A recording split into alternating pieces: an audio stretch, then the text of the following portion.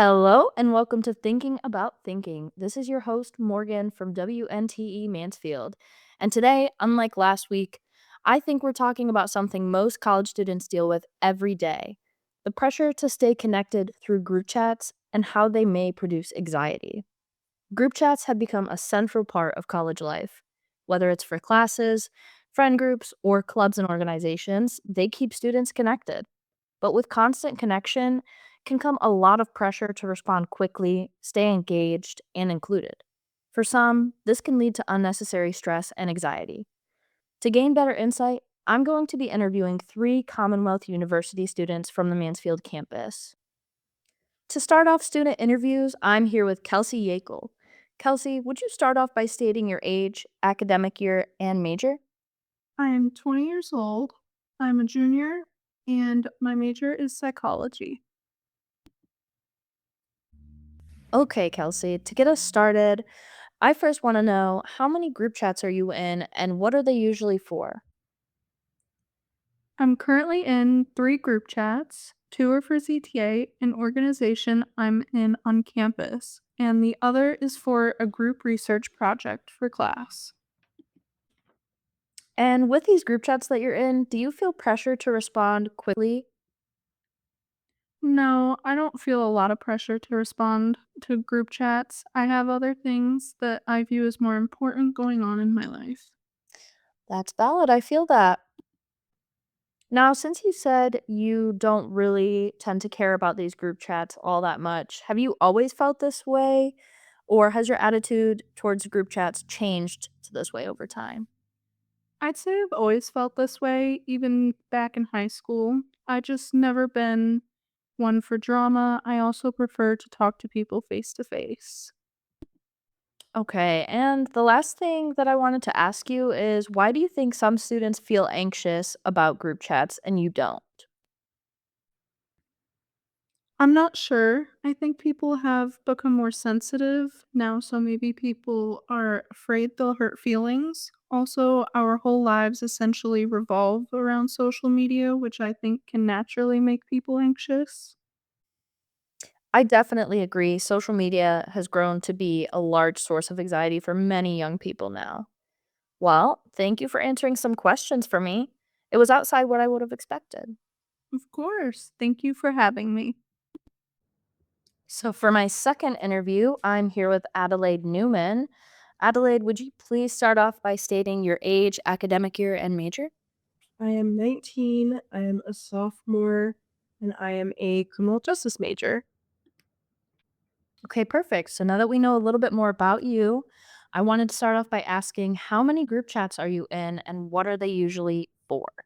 Um, I'm in about 5 or 6 different group chats. My main group chat that I'm in is my sororities, but most of my group chats are just family, friends, and business. It kind of depends. Now, with these group chats that you're in, do you feel pressure to respond quickly in them, and why or why not? In some of the group chats, I do feel pressure to respond quickly, mostly my more business, professional oriented group chats, because I just feel like it's disrespectful to not be responding as quick as I should be. Um, in my more like friend group chats and my family group chats, I don't feel pressure to respond super quick because I feel like it's not that big of a deal. And if I miss something, I can always go back and read it and respond later. Very true. Now, with all these group chats that you're in, do they affect your focus in class or while doing schoolwork at all? Yes. So when I'm in class and I get a notification from my group chat, I immediately want to respond to it because I want to know what's going on. And it can be very distracting depending on what's going on around me. During my schoolwork time, I usually put my phone off or on do not disturb, but I still will check my phone periodically and see the notifications and want to respond. Okay, and the last question that I wanted to ask you is, do you think group chats bring people closer together or do they create more stress and pressure? I think it really depends on the situation. Group chats can be really good to bring groups of people together, to have conversations, to talk when you can't be together personally. But I also think that they can create issues and problems if someone feels left out, if somebody is in something they don't wanna be a part of, or if you're arguing and you get added to a group chat. I think it can cause problems, but I can also see how it will be so good for people because it really does connect you.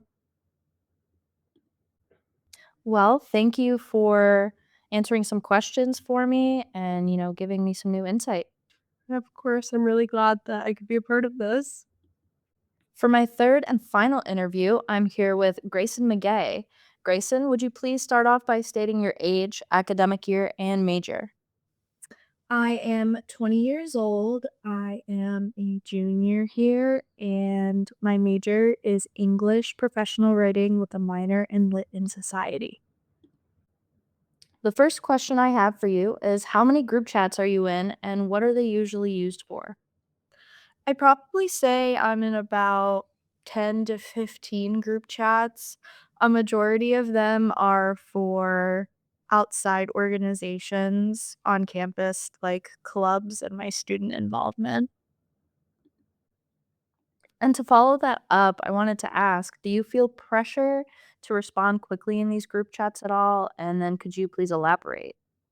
Usually, no. I don't feel any sort of pressure to respond in most of my group chats.